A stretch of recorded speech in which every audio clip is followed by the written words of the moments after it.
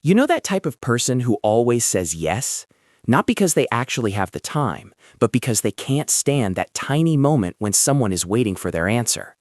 The moment that makes your chest feel tight. The moment that feels like, if I say no, I'm going to be the bad guy.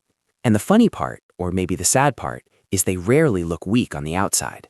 They usually look like the most reliable person in the room, the one who steps in the second someone needs help, the one who adjusts fastest when plans change at the last minute. But after all of it, they go home with a crowded mind, drained energy, and they catch themselves thinking, why did I agree again?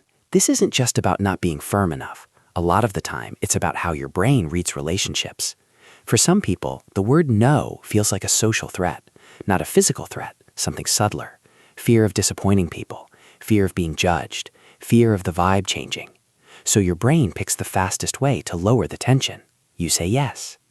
There's a psychology term that fits this really well: rejection sensitivity, the tendency to expect rejection, quickly notice signs of it, and react strongly.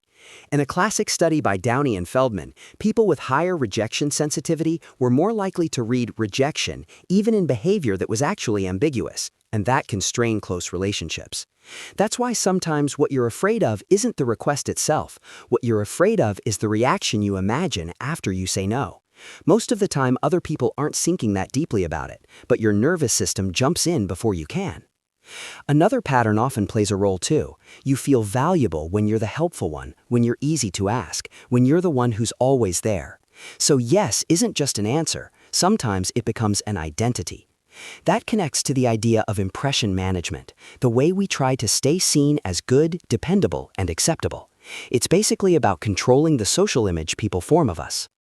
And this can feel especially obvious in everyday life, especially in places where people communicate more directly, like in many American settings, because a forced yes tends to show its consequences fast.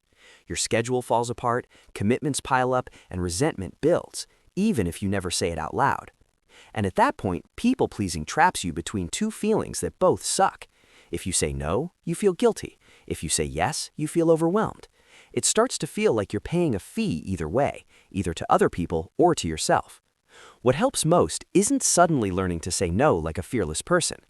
A more realistic first step is learning to delay your answer. Give yourself a few minutes before you agree. Because for a lot of people-pleasers, the real issue isn't that they can't say no, it's that they say yes too quickly. And this isn't just empty advice. Research suggests that assertiveness training, the ability to express your needs clearly without being aggressive, can have positive effects, including reducing stress and anxiety for some groups. There's also a popular story that's super relatable.